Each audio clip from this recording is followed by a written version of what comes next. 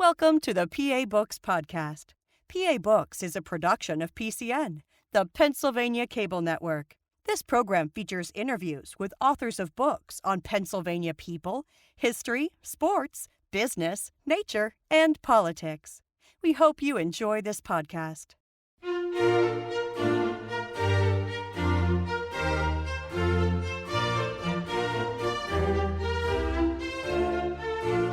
This week on PA Books, Robert Lynn Steiner, author of River Boots.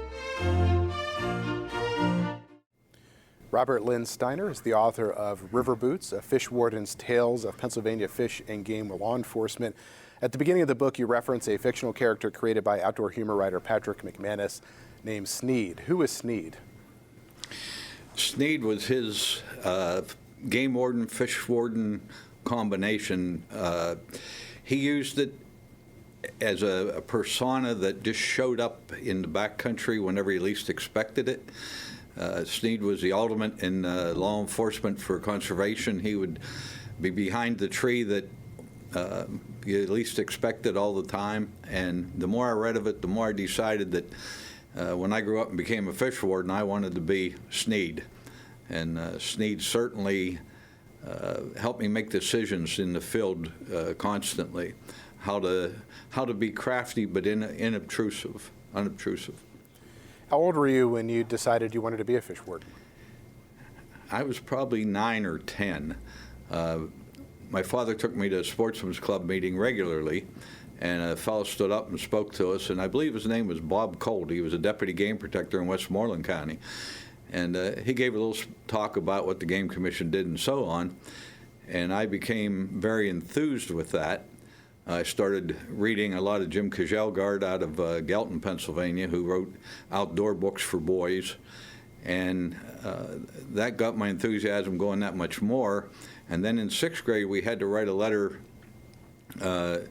concerning employment, and I wrote to the Somerset office of the Fish and Boat Commission, and John Buck was the supervisor down there at that time, and he responded with a letter to me telling me what I had to be. And at that time you pretty much had to have a military background, be 23, stand 5'8" to 6'6", and weigh between 165 and 265 pounds, have good eyes and hearing. And first thing I had to do was get that military out of the way, so I was in boot camp with the Coast Guard 13 days after high school, and the rest was history. They hired me right after that. Well, let's talk about your time in the Coast Guard. What did you do? Well, I had I went in as, if I'd have been any other service, they'd called me a grunt. You start off at the bottom. My first assignment was in New York City, out of Staten Island. I was painting buoys and scraping them, and then I left there and I went to Alaska, to the Annette Airfield, which is 17 miles east of Ketchikan. And up there I scrubbed toilets for pilots and did all the other grunt work, cleaning the barracks and that sort of thing. And while I was there, I made rate, and when I got E4, I was a yeoman. I got to run a typewriter. So I got shipped stateside, and I lived under the Walt Whitman Bridge like a troll in the Coast Guard office at Gloucester. And then after a year of that, I was able to bid down, and I got another promotion. I got out E5. I was running the administrative office for the group Atlantic City, which is a bunch of lighthouses off the coast of Atlantic City. And then, despite wonderful offers of promotion and possibly going to OCS and becoming an officer, I'd already been told by the Fish Commission they would hire me, and that was my ultimate goal in life. So that's where I went. So when you left the Coast Guard, did you go immediately to work for the Fish Commission? Actually, they tried to hire me while I was still in the Coast Guard to go to work in the hatchery system because I hadn't attained 23 yet. So I couldn't go to work then. Then they tried again in October, and I wasn't able to accept that for financial reasons. The pay just wasn't good enough. I was doing better on unemployment at that time. Then things changed, and I went to work for them in February. So it was like 6.5 months after I got out of the Coast Guard, I went to work in the hatchery system up in Erie at the Walnut Creek Station, which is long gone now. It's now the Fairview Hatchery.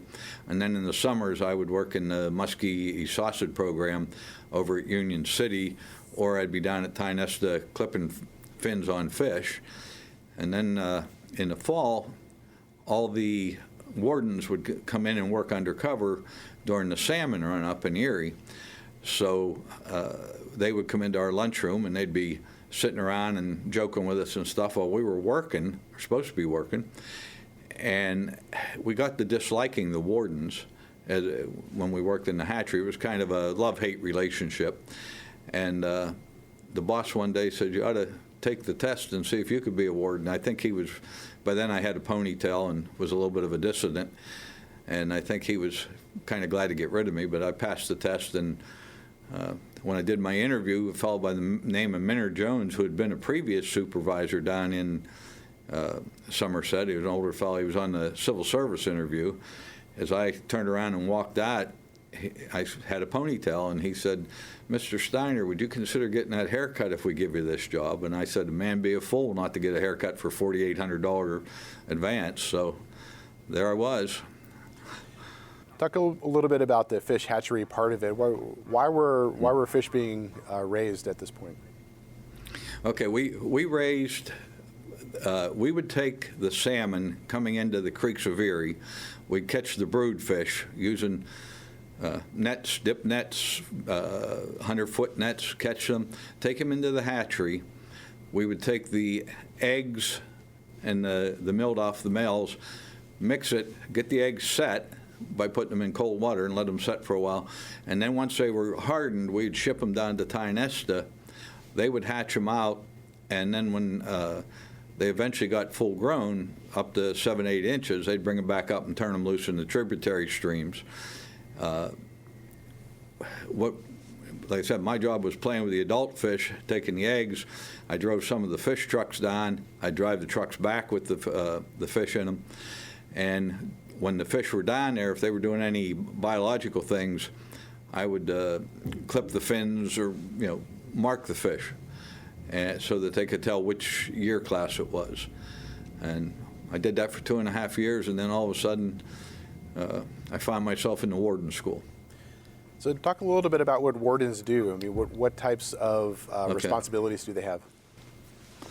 Well, primarily you're responsible for all the fish and boat laws in the state of Pennsylvania.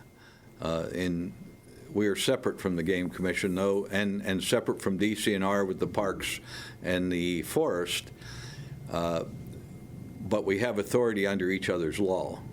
So you get assigned to do fish and boat things. You don't get assigned to do game and park things. Your patrols consist of making sure that people have the right size fish, the right time of year, they have a license, they have all the boating safety equipment, they abide by all the rules of navigation, and in what you call the off season, you're meeting fish trucks and stocking fish in the streams. You're doing pollution investigations with what's now the DEP. You just work. It's a year-round job. They do manage to keep you busy. They don't let you sit around. Well, you seem to, from the stories in the book, you seem to spend a lot of time hiding behind bushes and leaning up against trees watching people. Yeah, that's what Sneed taught me. That was Sneed's strong suit. It was being observant. I was always taught that rather than guess what somebody did wrong and try to talk them into confessing, you're better off just to watch what they did wrong and tell them what they did wrong. And we were equipped with binoculars and a spotting scope as part of our equipment, and it certainly was beneficial to know what went on.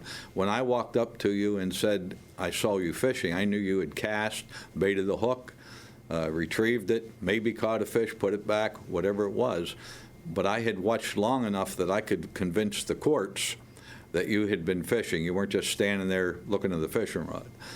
So, yeah, observation was a lot of it. And a lot of the stories have to do with observation. One, one of my strong suits was always arresting litter bugs. And there was a particular case on Bear Creek over by the Francis Walter Reservoir outside of Wilkes-Barre, where I had a couple deputies actually hiding behind. We had a beer party of 30 or 40 people going on a waterfalls. And I had fellows in behind just to back me up, more or less. And I was sitting back in a vehicle for some distance, watching with binoculars to see who threw the first can to go in and make a scene of issuing a ticket, so everybody got the word. And the fellow threw the bottle, and he threw it right to one of my deputies. My deputy caught it before it hit the ground, which was a pretty interesting case. I mean, there was no argument on his part at that point. I think one of the things in the book that I speak about is the field acknowledgement. We used that almost till the end of my career. And what that was it started as a little three-part notepad that had particular things marked on it. And you take the defendant's money, and you'd give him 1/3 of the notepad, you'd have 1/3, and 1/3 would go to Harrisburg.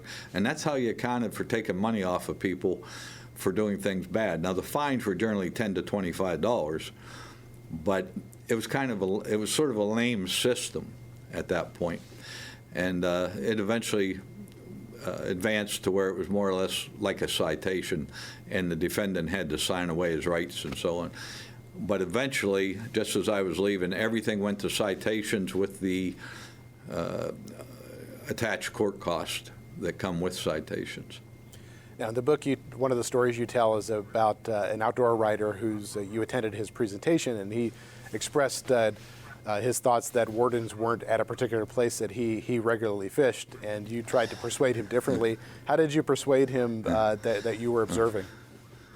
Okay, yeah, that was, I won't say the fellow's name, but he is an outdoor writer, and he had some wonderful photo books that he had done on aquatic insects and such. And he had given a talk at a Trout Unlimited meeting, and I was sitting there in civilian clothes as a member of the Trout Unlimited, and he expressed the fact that he didn't think there was enough patrol on Little Sandy Creek up near Polk. And that was always one of my favorite places to patrol, but I'd just never run into him. And one day, I saw his vehicle. When I left the meeting, I watched to see which vehicle was his, because I had spoken to him at the meeting and said I was sorry he felt that way. I thought he put a lot of time on that creek, and he assured me that I didn't. So I thought, well, someday maybe I'll get to prove it to him. And one day I saw his car parked, and I wasn't that busy, so I thought I'll just go in and watch him fish for a while. And I went in, and I leaned up against a bank, against a tree on top of a bank that was about 6 foot high and undercut. And he was pretty much only 2 or 3 feet in front of me, fishing the other way. And I watched him catch 8 rainbows in a brown or 8 browns in a rainbow and put them all back. He was doing a superb job of casting. And finally, he hung a fly in the tree behind him right at my feet.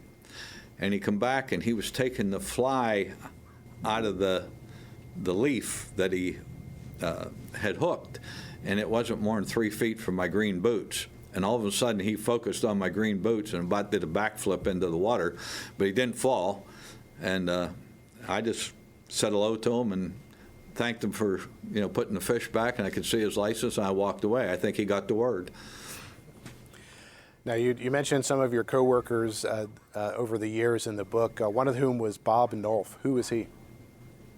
Bob Nolf was a game protector that was on the job in Luzerne County when I was first assigned there. And my supervisor met my wife and I the day I reported into the area in 1976. And we met at the restaurant with him, and he introduced me to Bob Nolf. He said, Bob's a game protector here. He'll show you the ropes. And that's about, other than the 9 weeks of fisheries training we got early on, that's about what you had for training. And Bob was a really good fellow. And I worked with him for the 8 years I was there. And we lived about 2 miles apart. So if either of us wasn't busy, we'd check in with the other guy and say, what are you doing today? You need my help?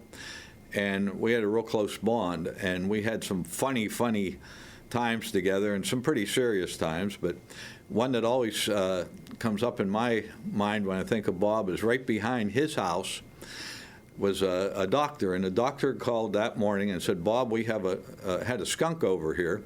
I got it in the garbage can with the lid on it. Could you come over and take it somewhere and put it out in the woods where it won't be in the suburban area?" So Bob says to me, he said, the first thing in the morning, he said, "You and I need to go pick up this skunk that Dr. So-and-so has and take it out to the game lands."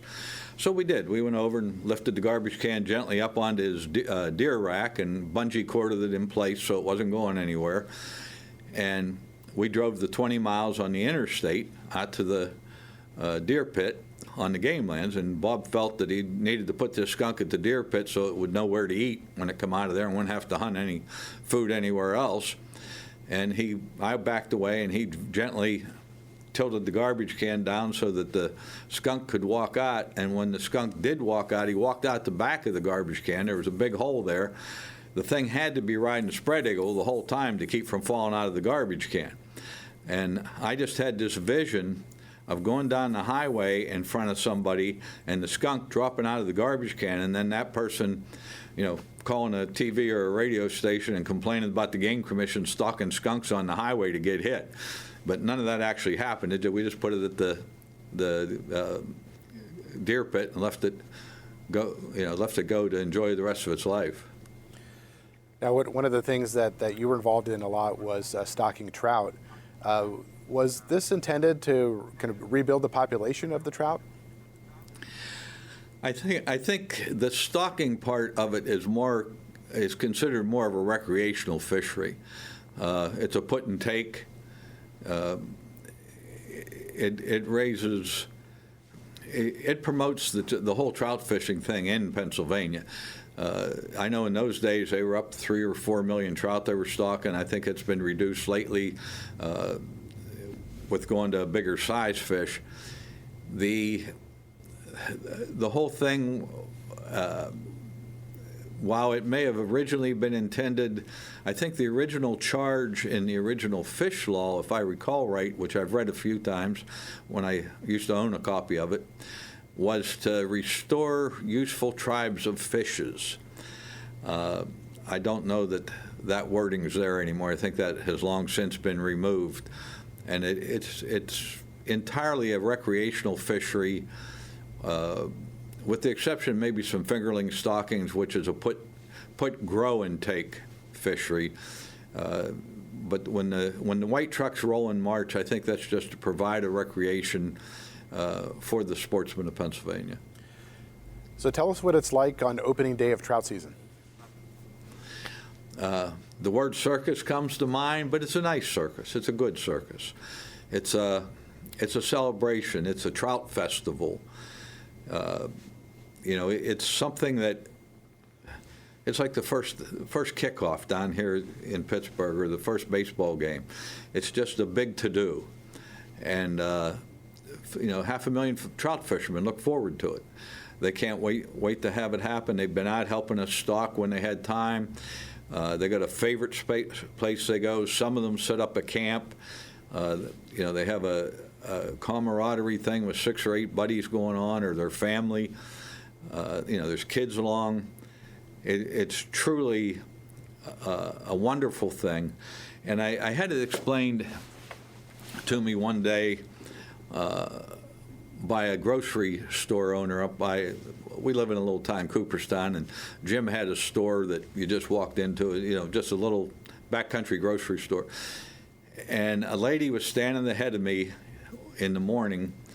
I was waiting to buy something, a bottle of pop or something, and she was growling on the opening day to Jim about, there's cars parked everywhere. There's nowhere for me to, I can't hardly get off the road, and just going on and on about how much it displeasured her to have all the fishermen roaming around.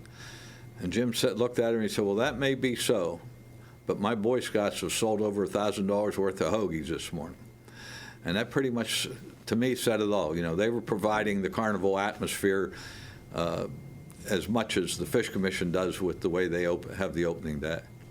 So as a fish warden, going into this big day. Are you looking for violations, or are you issuing citations on a day like that?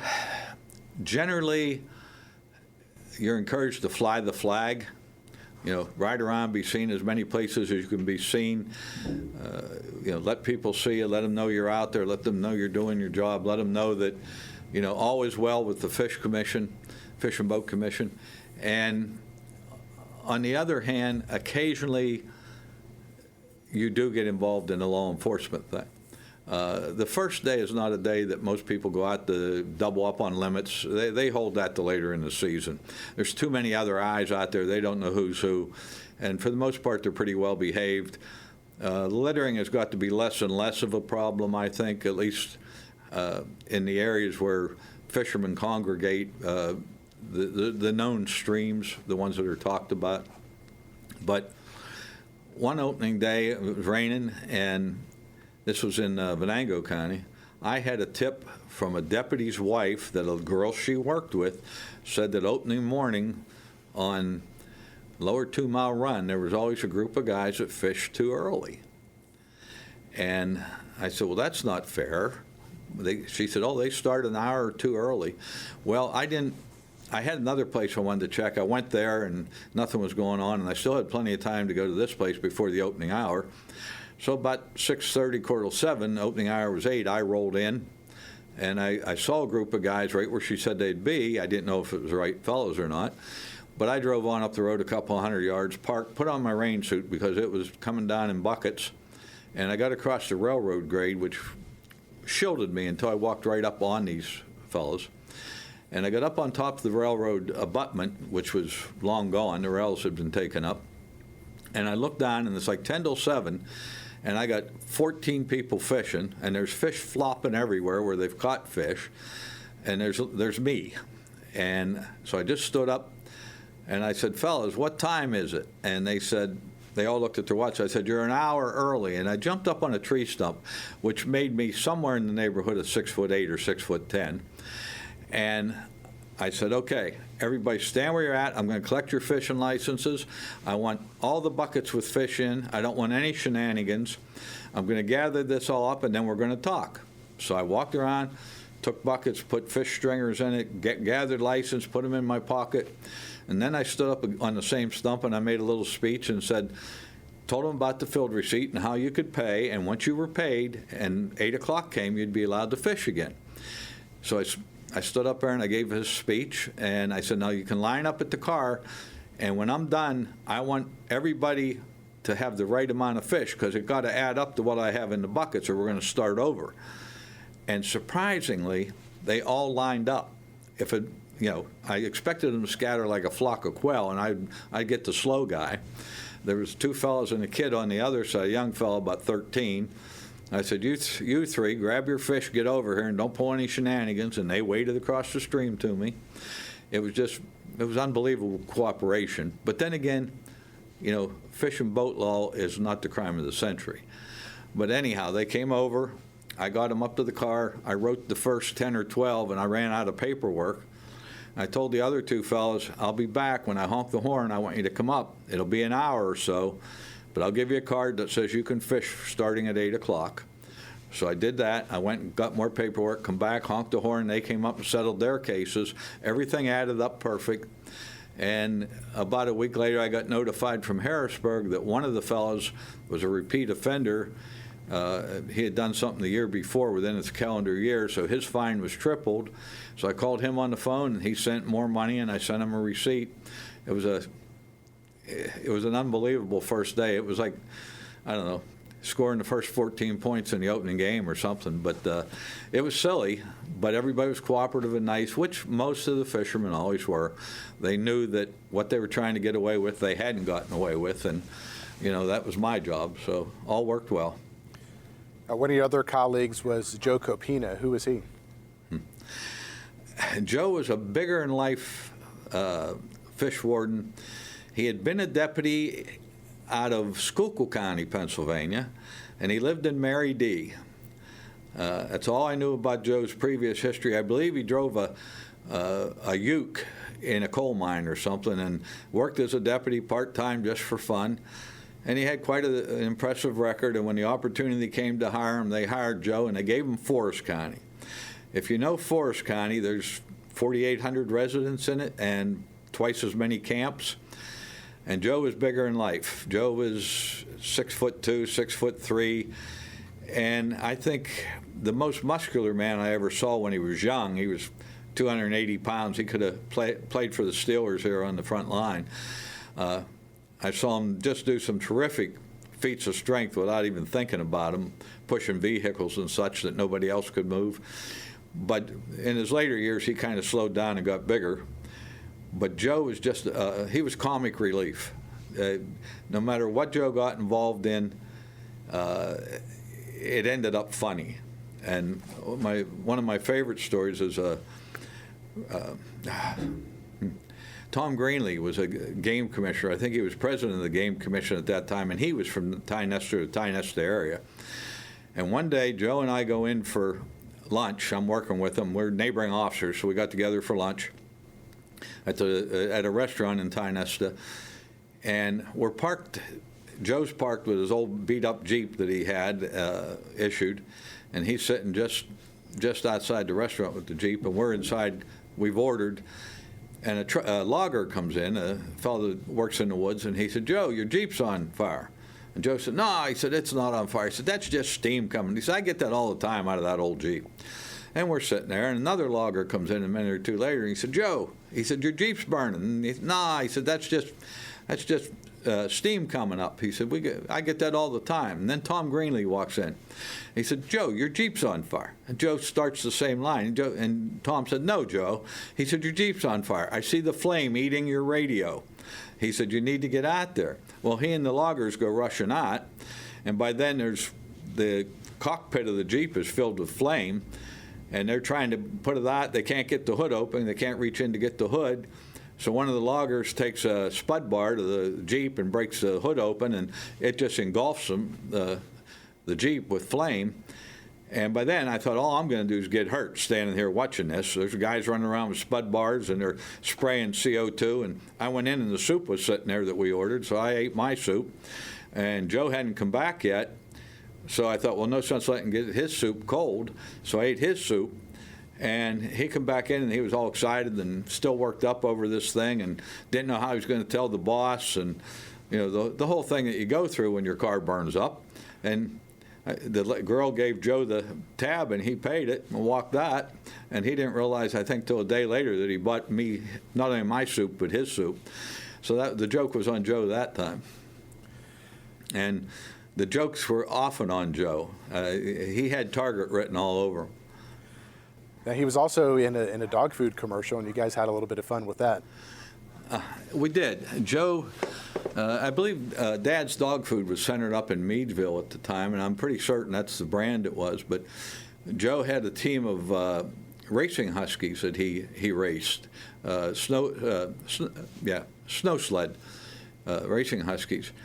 And something that they came down with, they thought could have been possibly from the dog food. So they sent a vet over, as I understand this, they sent a vet over to stay with Joe to help the dogs through this illness. And Joe got to be friends with this vet, who in turn told the people in Meadville at the dog food place what a character Joe was. So they suited him up with a big fur parka and put him on the back of the dog sled, and Joe just had this big booming voice, "Hey, hey, hey, here's Joey." And he did this whole dog food commercial.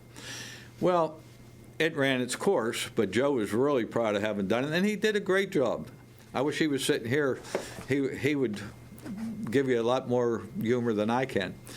But he sat there and one night, and we were sitting around, 6 or 8 of us at a state conference, and we were having one of those beverages that they advertise around here. What do they call it? Iron City, I guess it is. And we were all sitting there at the table having a beer, and Joe got to talking about this, and he was telling the story about his dog food commercials to some of the officers from the other parts of the state. So when he walked away, our waitress come back, and one of the young fellows was talking to her, and she said, "Oh, I'm studying to be an actor in Penn State."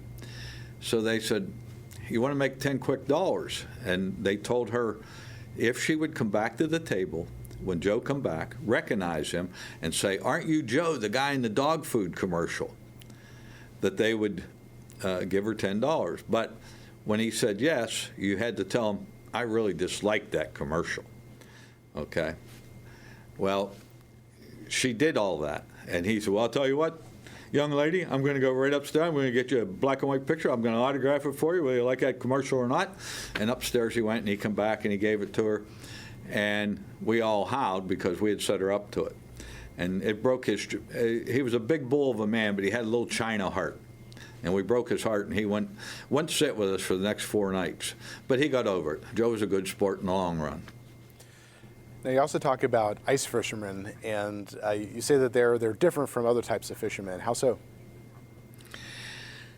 Well, ice fishermen by nature are sedentary. They're happy to go sit on a white bucket on the ice, bundled up, not move, not do anything, just keep the weather off of them and catch fish through a hole that's 6 or 8 inches in the surface. They also got to be willing to walk on ice, and that separates them, because not all ice is created equal. And as an officer, I found that out any number of times. One time, which was really horrific on Oil Creek, but the time that I am going to recount was on Justice Lake in Venango County. I'd just gotten there. It was my first trip out to Justice Lake to patrol on the ice, and I checked a few fishermen on the side that I was sitting on, and then I walked across across the big part of the lake to a fisherman down on the other corner. And when I got close to him, he motioned me to back up, and he'd meet me on the shoreline, which I did. And I said, "What's the matter?" He said, "Well," he said, "we only got about an inch of ice here." He said, "I was taking a chance fishing." He said, "I didn't think the two of us stand together was a good idea." He said, "And out there where you just walked across," he said, "that was open water yesterday." Well, that certainly made me start to rethink my ice adventures, but probably not quick enough. I've had some other episodes since then. Did you ever have an experience where you fell in? Yes, one in particular I'm sure stands out, and it's sort of a long-winded thing, but I was putting up signs on Oil Creek. It was late December, I believe the 22nd December. The Oil Creek had frozen solid behind the ice dam, probably mid-November. It was an early freeze, and the ice had actually gotten to be 6, 8, 10 inches thick until we had a big thaw, heavy rain, and it flushed out, and it stacked on the shoreline, as ice will do. The water was up 6 or 8 feet, and as the water went out and receded, the ice ended up stacked in sheets. So I saw this as an opportunity. I believe the year was 1989. We, the Fish Commission and Trout Unlimited, had just worked to put in a special regulation area which only allowed the use of lures and flies. And I wanted to get the posters up, and I thought, well, if I put them up at eye level, there's bound to be somebody that's going to feel they have to tear them all down. But now that the ice is or the water's receded, I can walk the edges of this creek on that ice and put them up, and they'll be 6 feet higher than people can reach. And I thought that'll be or 3 feet higher. I thought that'll be a good way to get it posted. So I started out. I had to cross a railroad bridge. I started up the back side, which is pretty remote in Oil Creek State Park, and it's probably 1.25 miles to the park office. And I'm going up nonchalantly, putting up signs. I just have a pair of hip boots and a wool shirt on and a staple gun and my bag of posters. And I'm going up along there, putting the signs up, tacking them on trees, and I come to where Rattlesnake Run comes in. Rattlesnake Run is not much wider than the bottom of a stepladder. It's only 1.5 feet, 2 feet wide, seldom runs more than a few inches deep, comes out of a swamp right there, and the whole backwater over the swamp is full of this ice. And to go around it, which would have been the wise thing, and I knew that, I stood and looked at it, to go around it would take me an extra half hour. It was getting towards dark. It was already 3 in the afternoon, and in December 22nd, it was a short day after the shortest day of the year. And I knew it was going to get dark on me, and I had to make time. So I thought, I'm just going right across all that stacked ice. The water is gone. There'll be no problem. Well, I got about halfway across of it, and suddenly I am down in a cylinder of stacked ice. My left foot is on a rock supporting my weight. I'm in water almost as deep as my hip boots. My right foot touches nothing. There's nothing under it. So I'm standing on one foot, but I'm confined at the shoulders by this cylinder of ice I'm in. I can see the surface just out of reach above me. And between me and the surface are layers of ice, and there's a slush in between them. So the slush is slowly running into the cylinder with me, and starting to fill my boots and fill the hole up. And I'm thinking fast. I tried everything a man normally does. I screamed as loud as I could. I said, I was in a total panic. I knew I was caught. I knew there was nobody around. I frantically got my arms loose as best as I could, pulling them against my chest and pushing them up. Frantically pawed at footholds or handholds in the ice. I got nothing. It was drizzling rain. It was not only ice, it was wet ice. And I just couldn't go anywhere. I couldn't get a hold of the top lip. And I considered trying to go down into where my right foot was in the watery void and swim out into the main current, and it was still rushing. And then I considered, it was 20 feet away. I thought, if I get under there and get hung up on first of all, the cold water would probably kill me. And then if I got hung up on a limb or something, I was going to be dead. I knew I couldn't get out to the main flow, and even if I got into the main flow, I'd have to crawl up over the edge of the ice. Nothing was working. My brain was starting to get cold. My whole body was getting cold. I knew hypothermia was setting in, and suddenly a peace came over me. It was like, okay, you did everything you can. Give it up.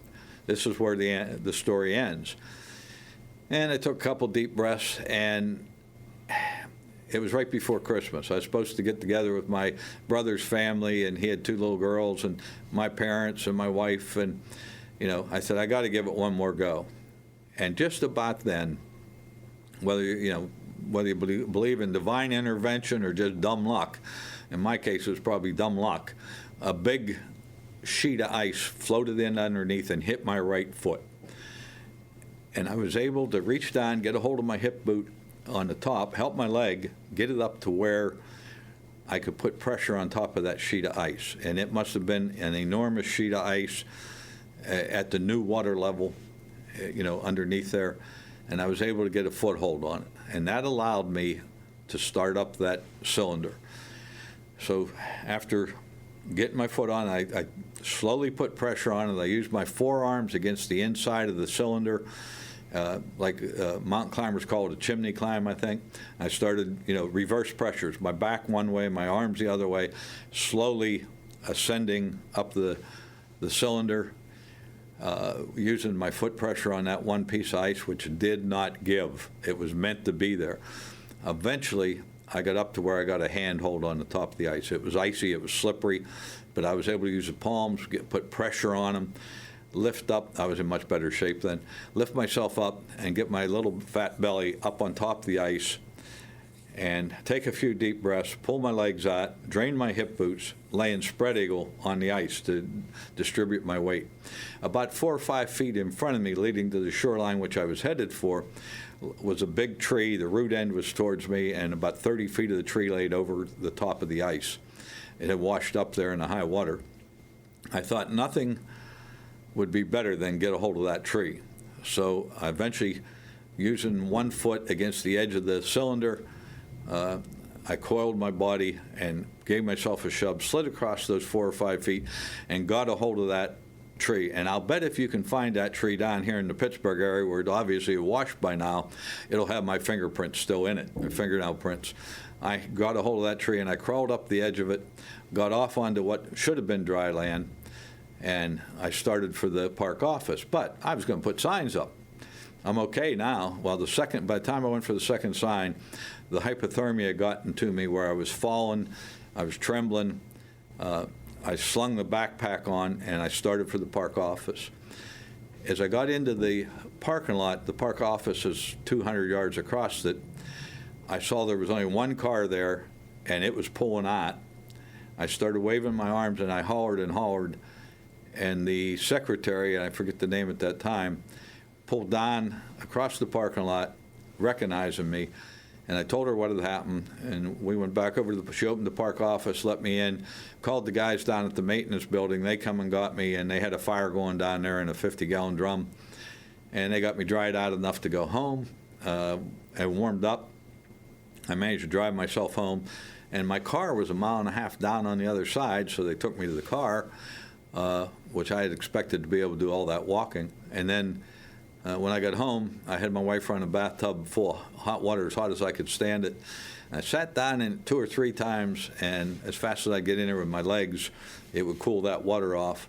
And eventually, an hour or so later, I was feeling pretty good. I took her out to dinner, and we celebrated me being here. And that's my best ice adventure, or worst, however you want to look at it. Did that make you a little bit more cautious in the future? Terribly more cautious. I can't tell you how cautious I am. I don't even like ice cubes anymore.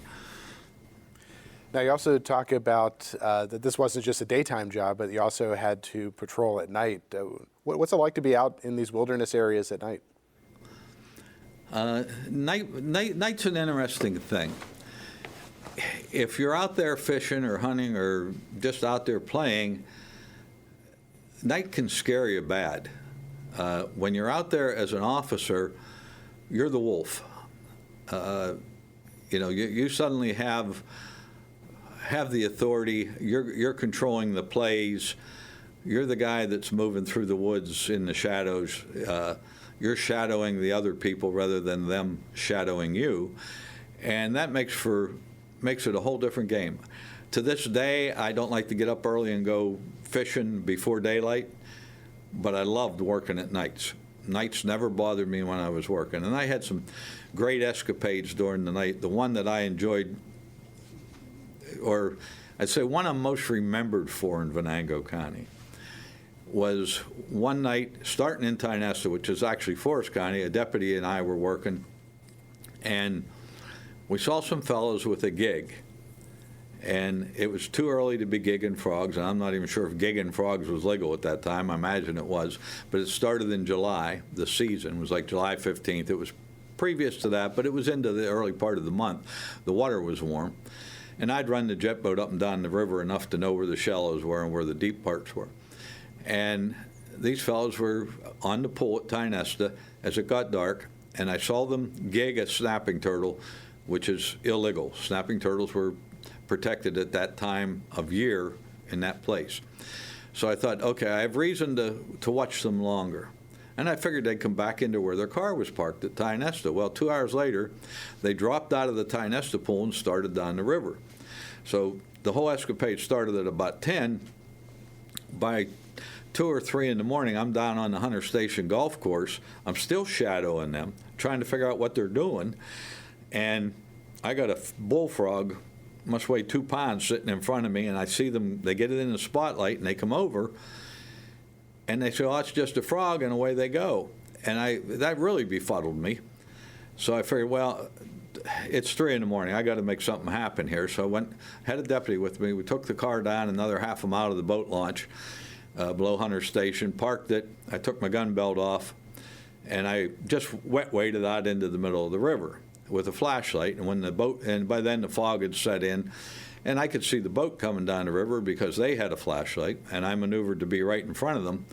So on a foggy, dark night at 3 in the morning in the middle of the river, 25, 30 yards from either shoreline, a voice spoke to those fellows and said, "Good evening, fellows. State officer, I'd like to check your life preservers and licenses, please." And when they settled back into the boat after having jumped straight up, all was in order except they had gigged a snapping turtle. And the fellow who had done that settled the case on shore right away. But later, they talked to another guy who knew me and told the story that evening or the next morning. And the following Friday night, after my shift ended, I stopped with my deputy to have a coffee, taking him home at the local restaurant there. And this friend of mine come in, and he told the whole story to everybody in there because he had been out drinking, and he thought the story was great, and everybody in the restaurant ought to hear it.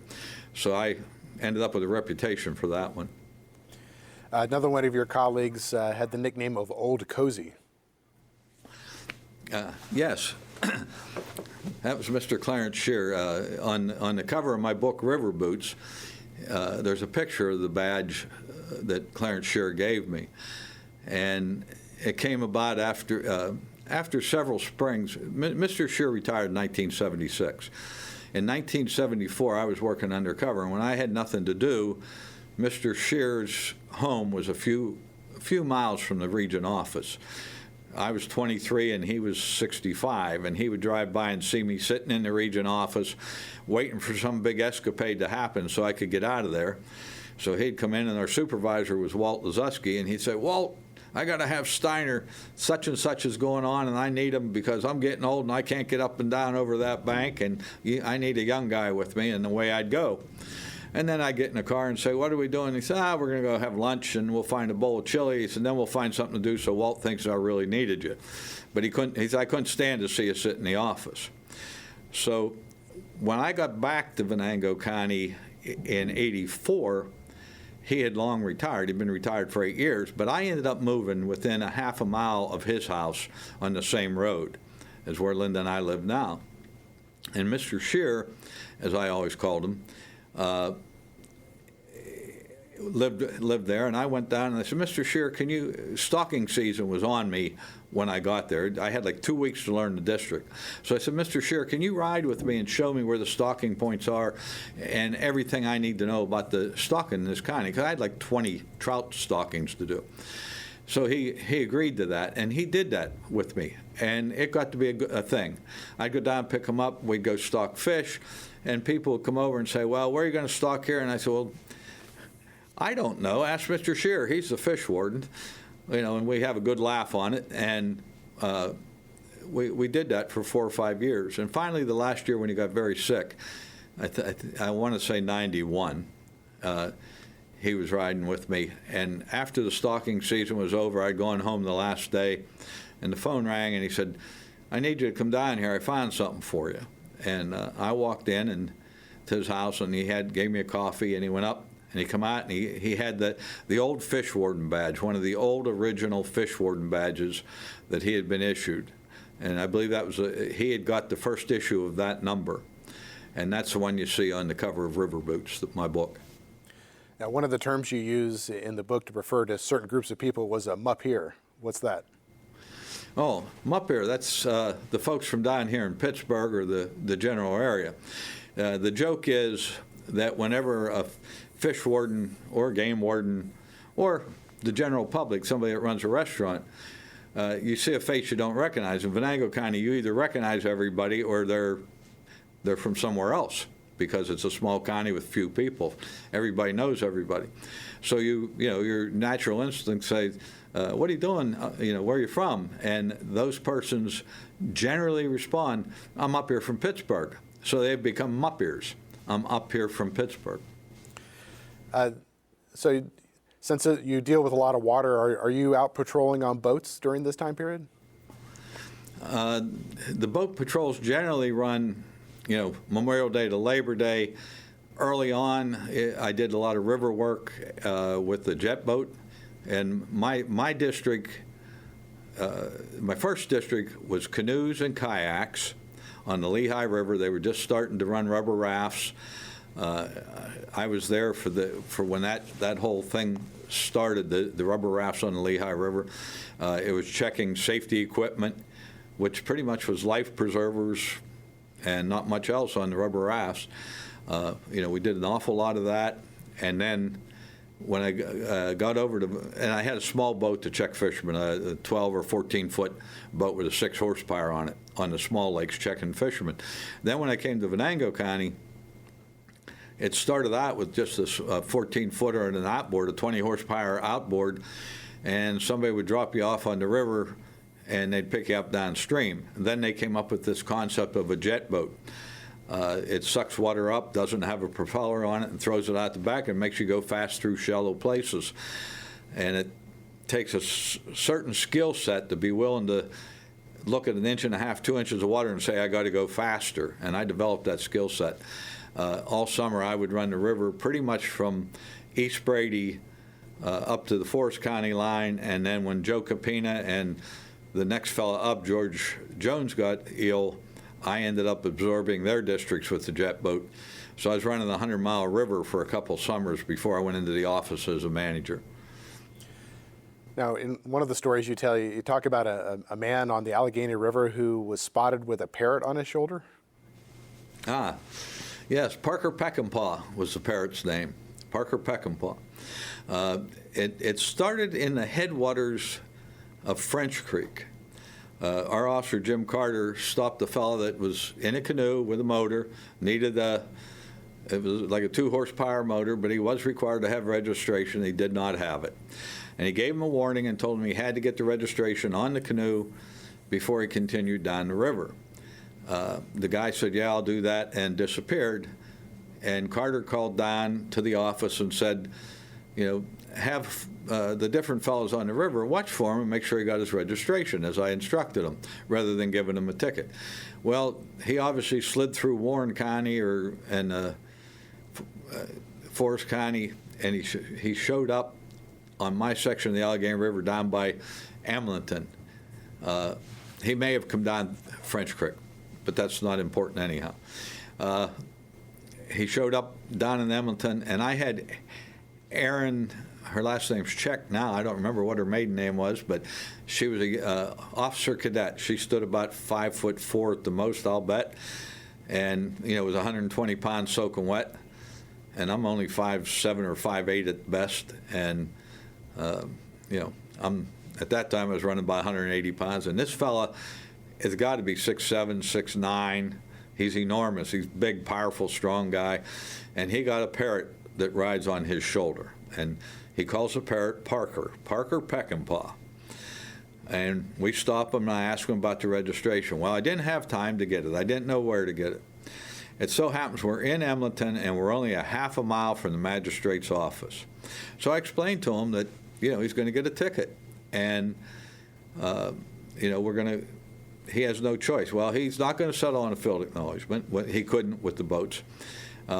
He wants a citation. He wants a hearing right now, and he's from Texas. I said, well, let's see what we can do. So we parked his boat and our boat, and one of the locals that I recognized, I said, keep an eye on that stuff for us. And Aaron, and I can't remember the gentleman's name, but Parker Peckinpah's ride and myself walked up to the magistrate's office, and I believe the magistrate was only in his early 20s or mid-20s and only been in office half a year. And in we walk, and the magistrate stands there and looks at the three of us, and he looks at me, and he said, and looked at Aaron, and he said, who's in charge here? We were the two in uniform. And I said, well, I guess I am. And he said, can I talk with you in the back room? And I said, certainly. So I went back, and he said, what's going on? And I explained the situation to him. He said, what would the state like to accomplish here? Do we have to give this man a ticket? I said, the state would like to see a registration on that canoe before it leaves Amlenton. He said, how can we make that work? And I said, well, you ought to be able to do that. In those days, we had the advanced electronics of a fax machine. I said, via fax machine with the courthouse. And we all agreed on that out at the counter, and that is how Parker Peckinpah got to finish his ride down the Allegheny River. Now, I'm sure in your line of work, you were out in the wilderness, you encountered a lot of different types of wild animals. You probably did not expect to encounter an attack rabbit. Yes. I wasn't necessarily on my own. I had good help with the attack rabbit. I was traveling that particular day. Again, I went up to Bob Nulse. I said, what's on the agenda today? He said, well, I'm going to go up and meet Teddy Vislowski, who was a great big 6'4", powerful man that was a game protector in in the Wilkes-Barre area. Bob had the Hazleton, Cunningham area. And I had both areas. So I said, well, I'm not that busy. Let me go along. I got to see what's going on. He said, we have a bear that broke into a lady's rabbit pen. I said, well, I got to see how this shakes out. This sounds like fun. So we go up and they knock on the door. I'm standing back a little bit, and this lady comes to the door and just peeks her face out. And she said, a bear broke into my rabbit pen and my rabbit got loose. And Ted said, it was Ted's district. He said, yeah, and so what? Can we capture the rabbit? What are we supposed to do here? And she said, well, it's a fierce rabbit. It bit my neighbor. And she said, you guys better be, watch out for yourself, because this rabbit's out there loose and it'll attack you. And I'm standing back about 6 or 8 feet, and I just can't keep a straight face anymore. I'm envisioning from Monty Python this attack rabbit coming from the Holy Grail movie, and the three of us standing there armed and this rabbit beating up on us, and I just started to giggle. And she said, it's not funny, it's not funny. And I'm sure to her it wasn't, but I had lost control, and then the two of them lost control, and we all apologized, and we got a rabbit rounded up, and I think they paid her some bear damage, or out of the bear damage fund for the repair of the pen or something. But it just struck me as terribly funny that 3 armed conservation officers were standing there facing down an attack rabbit. Well, we've been talking about the book River Boots, A Fish Warden's Tales of Pennsylvania Fish and Game Law Enforcement. Robert Lynn Steiner, thank you for talking with me. Thank you for the opportunity. Enjoying this podcast? Visit PCNTV.com to find out how to support our mission. PCN is a 501c3 nonprofit television network. You've been listening to a podcast of PA Books, a production of PCN, the Pennsylvania Cable Network. Full episodes of PA Books, as well as other PCN programs, are available to stream with the PCN app. Visit PCNTV.com or the App Store for details.